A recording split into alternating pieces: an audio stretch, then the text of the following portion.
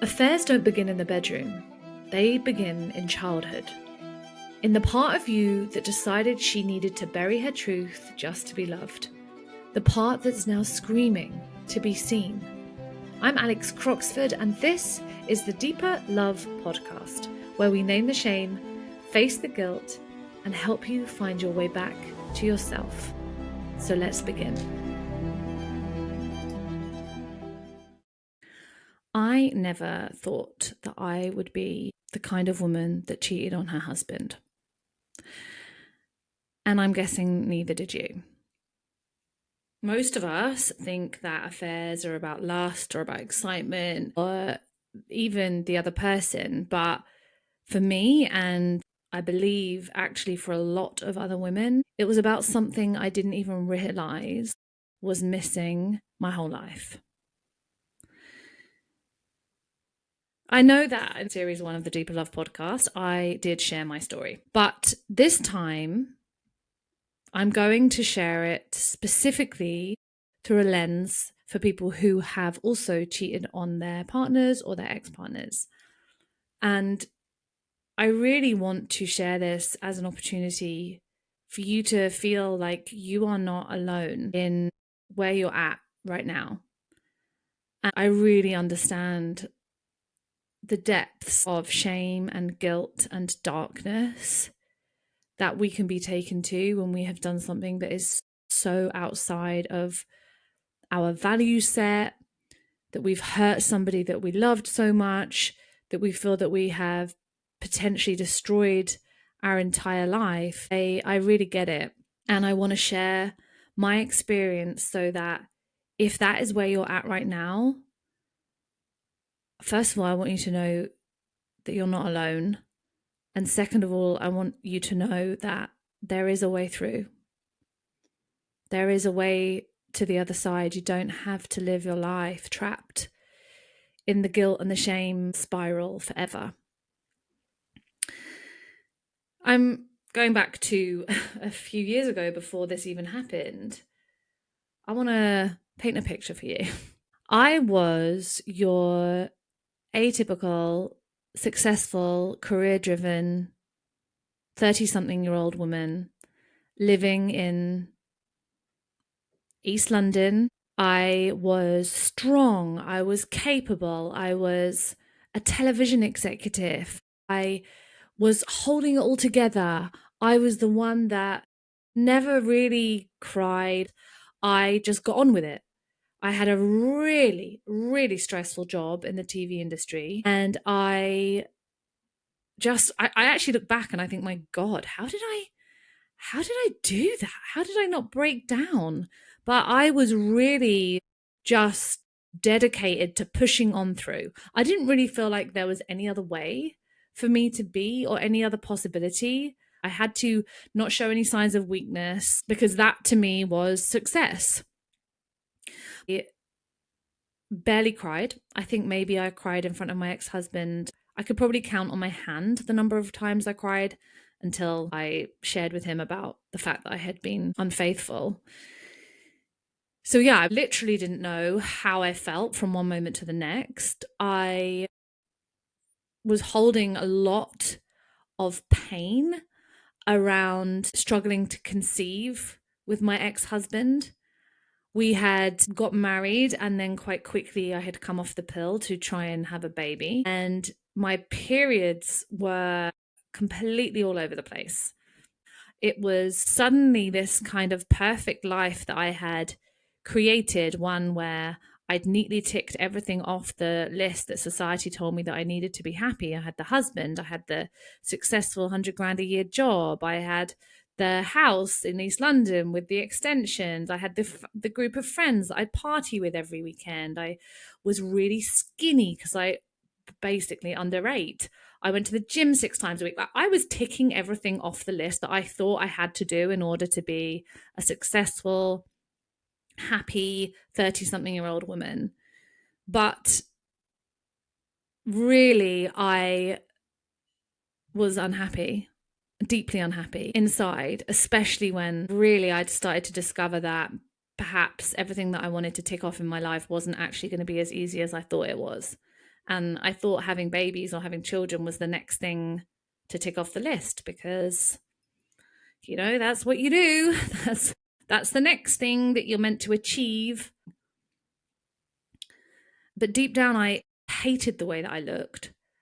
I obsessed daily, like every hour of every day, I would be thinking about my body. That's how you had to be in order to be a slim woman in your 30s. And in fact, I look way too thin.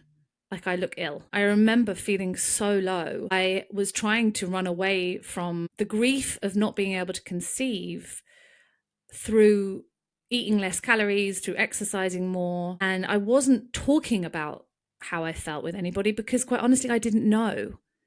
I was just trying to be the strong one. I was just trying to get through it. I was just trying to do, what I needed to do in order to have a baby, which was go on the IVF waiting list and do all the things we had to tick off. But deep down, I was really, really lonely. I felt very alone in the experience. And I don't actually blame my ex-husband for that because I think it's really hard for men to have any concept of what it feels like for a woman who is desperate to have a baby and they can't.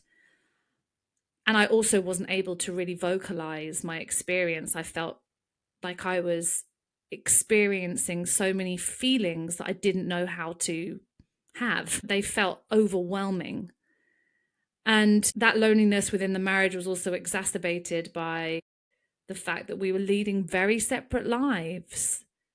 There was just a distance between us that had become almost cavernous. Like he was very busy in his own life and doing what he needed to do in order to climb his career ladder and do his exams, etc. And I was living my life being a TV executive and going on shoots and, having a busy social life without him, quite honestly, because we didn't have any time to be together. We were living separate lives. And this loneliness that I felt within myself was also being reflected back to me in my marriage. And I had no idea how to ask or how to talk about what I want or what I needed. I had no idea how to express what would make me feel better. I was clueless. I felt like I was, up the stream without a paddle or whatever that phrase is. I just felt like, what the freaking hell is going on? I don't know. All of a sudden, all these feelings were happening. And I didn't know how to ask for what I needed because I just didn't know I could. And I didn't know what it was. And there was just an opportunity that came up. And I felt like this person started to feel, or I started to feel like I mattered more to this other person than I did to my husband. And I was getting all this attention. He wanted to spend time with me. He thought I was like the best thing since sliced bread. And there was a lot of things that I was suddenly getting, a lot of external validation. I felt very seen. I felt wanted.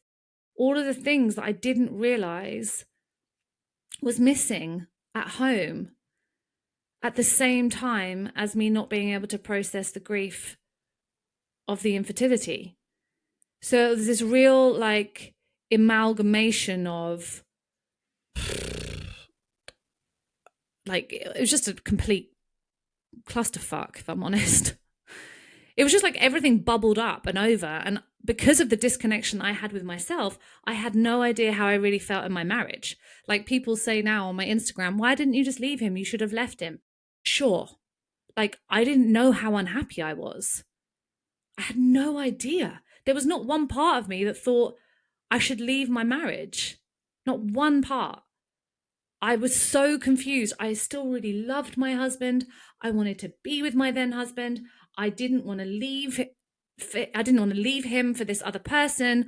I felt so sure that this was the marriage for me and that there was something wrong with me. Like, surely, if I am going to look outside of my marriage from a man that I love, I must be broken.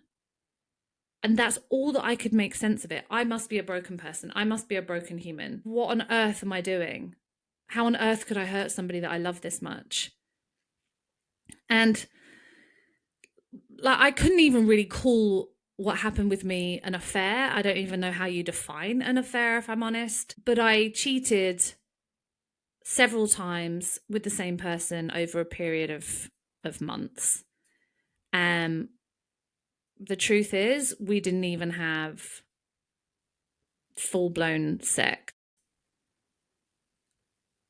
And I want to be honest with you because I think I need to be, because there's so many different nuances around cheating and affairs and betrayal. Ultimately, I betrayed my husband's trust. And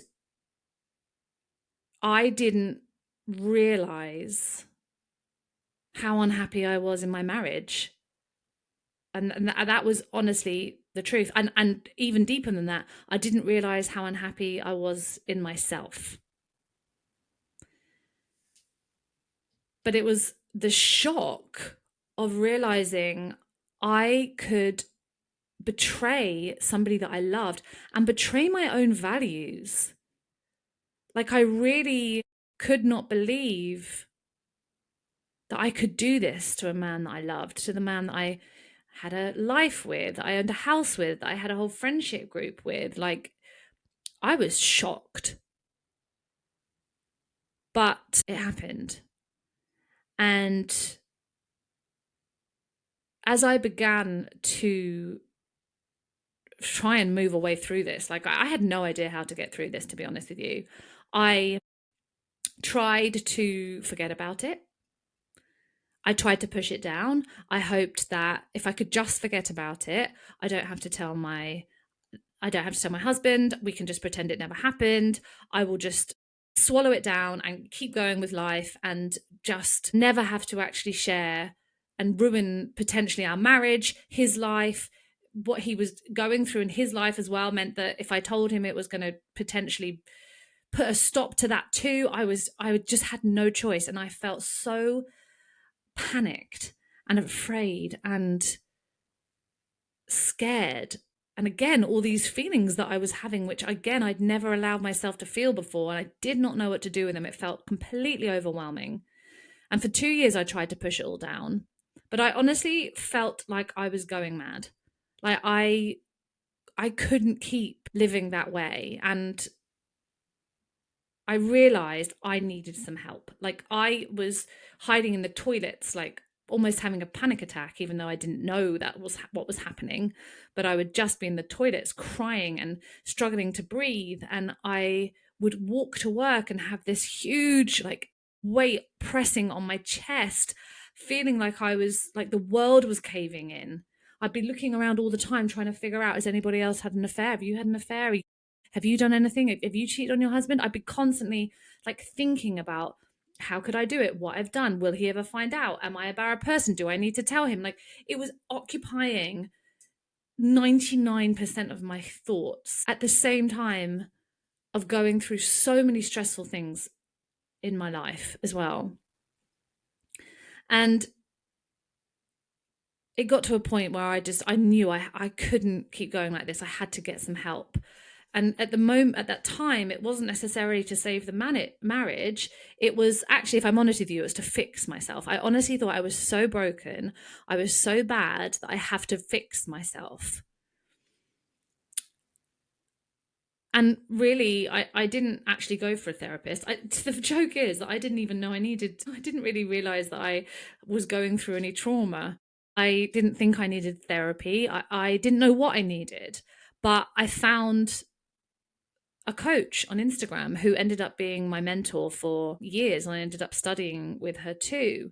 But as I started to work with her, I started to peel back the layers, and it became far less about the betrayal and much more about how much I had been, quite honestly, betraying myself.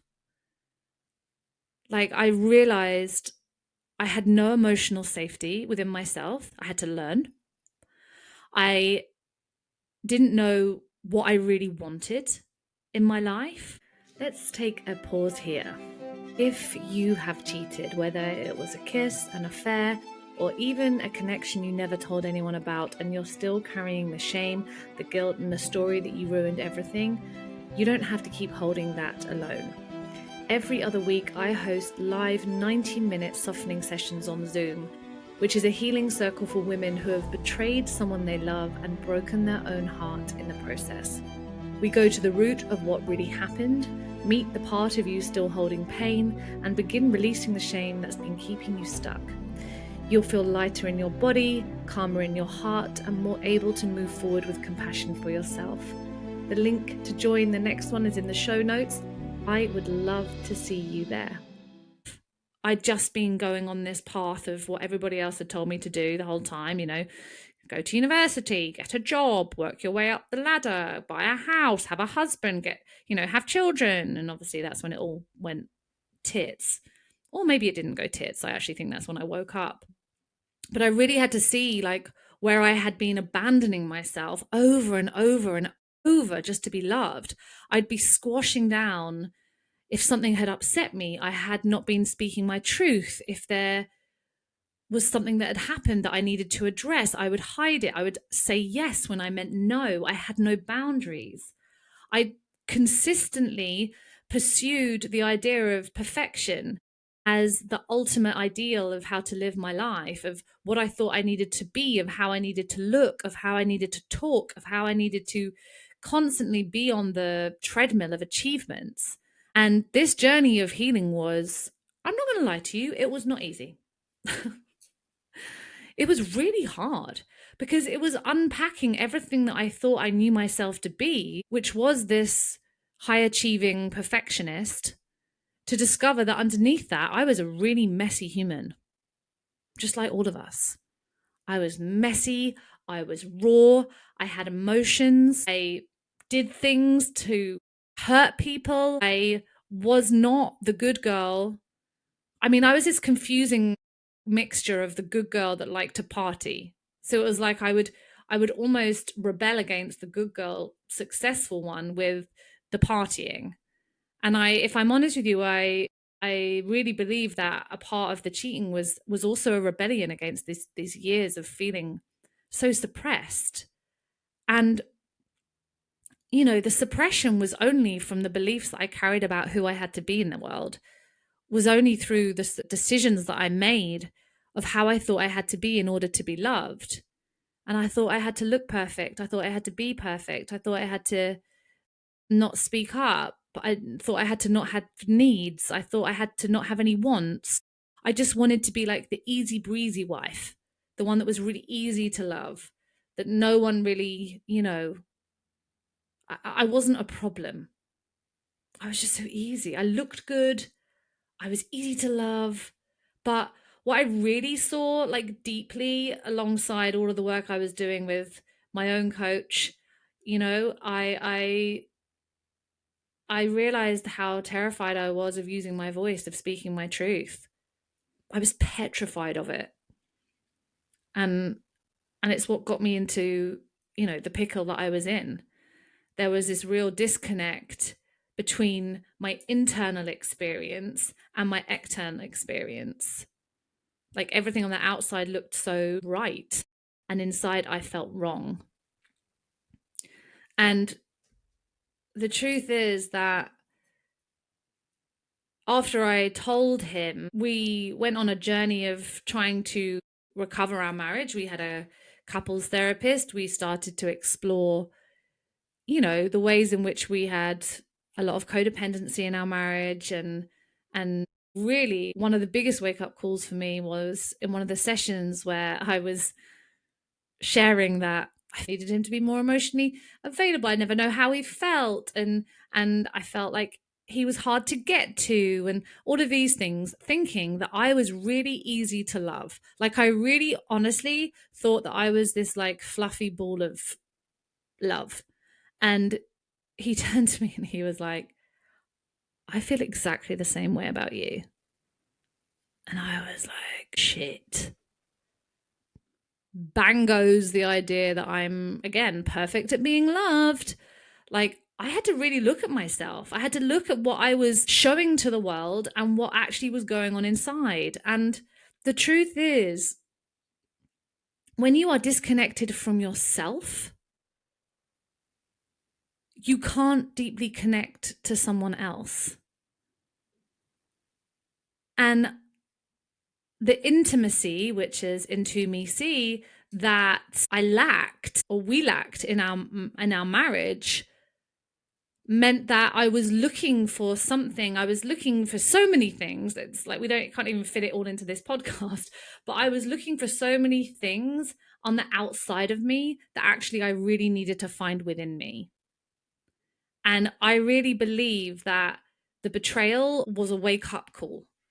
And it was a wake-up call, both the relationship to my husband and the relationship to myself, because they are directly correlated. Honestly, it was horrific. The year after I told him, it was awful.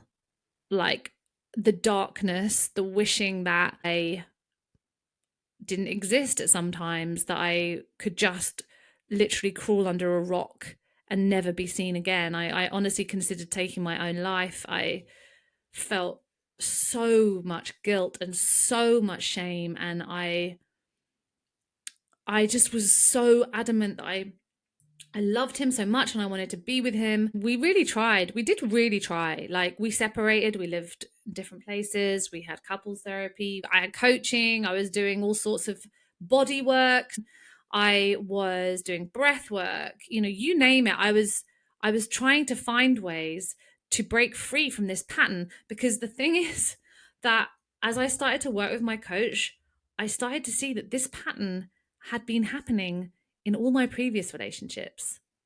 Like, I had actually cheated on all of my partners, and I wasn't willing to admit that to myself.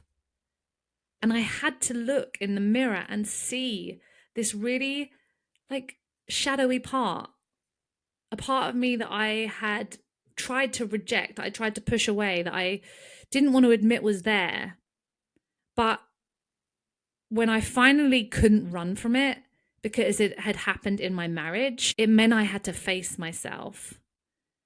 And face myself actually not in a more shamey or self-blamey way. It was like, face myself and like, holy shit, girl, like, we need to look at this. Like, you cannot keep doing this in your life. Like, you cannot create this pain in yourself and for another ever, ever again. Ever. And so I went like full in on this. Like, I did not pussyfoot around my healing journey.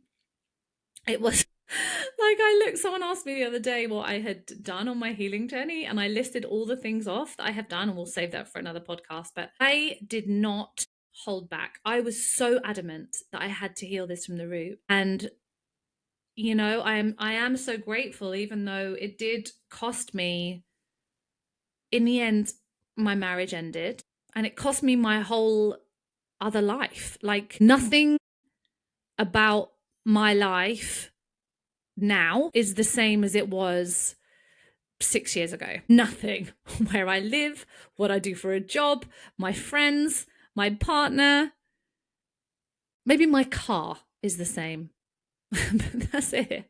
But and that was devastating. Like, I say this now because I can see that everything happened exactly as it needed to. That bomb had to go off in my life so that I had to confront my shadow, and I had to love and accept every part of me. I had to stop rejecting parts of me. I had to learn to stop abandoning myself. I had to stop giving myself to everybody else and not looking after my number one. I had to really learn where I was constantly not having boundaries. I had to learn to open my heart. I had to learn to love from a deeper place, not just my brain and my body. And it was fucking hard. Like, I'm not going to lie to you. It's been a dissolution of self. It's been a dissolving. And in all of that, I also had a spiritual awakening. I began to see that we were more than just these 3D bodies. We're more than just what we think we are. And I had to see that beyond the matrix, that everything that we are shown in the 3D isn't just as it is. And again, these are all other whole other episodes, but it was like I was reborn. That is the only way I can really describe it. I have been reborn. And in that process that I went on and that journey that I went on, I also realized I needed to love myself more deeply. I had to stop choosing men that would never really choose me. I had to dissolve the story that I don't matter so that I really could show up in life as though I mattered. And it was when I did that, and this was a few years after my marriage ended, 2 years after my marriage ended officially, that I had decided that I was going to be celibate. I realized that in all of the ways in which I had been betraying myself, one of the ways was that I wasn't being selective enough. I wasn't being careful enough about who I invited into my life. Situationships with men that were wholly inappropriate. And it was from finally choosing celibacy, because I finally realized I have to choose me now. I have to stop wanting to be chosen and I have to choose me. That I say magnetized my soulmate, who is called Adam, and I'm sure that you're going to hear about him more and more and more on this podcast. But honestly, like, this man is a direct mirror to how much I love myself now. Like, that's how loved I feel. And he too was on a celibacy journey. He I can't even tell you, it's so wild, like how the universe really delivered me my soulmate when I was ready. I would never be ready to meet him before then. Like, we would have repelled each other. The version of me that I once was before all this happened, we would have literally repelled one another. And, you know, we're still together nearly 3 years later, and there's a whole story within that too. But honestly, that, let's call it an affair just for argument's sake, that affair took me to my knees. Like, literally took me to my knees. I can't even tell you how dark it got. But honestly, it didn't ruin my life. It actually woke me up. And it's enabled me to have a life now, which is so much more in alignment with the truth of who I am, with my heart. And I want you to know too, you didn't ruin your life. Your soul was screaming out for something to change. And this is your opportunity to wake up. This is the opportunity for you to delve deeper, to discover the truth of who you are, and to live a life that is so much more in alignment with who you really are. And so this is where your work and your healing begins.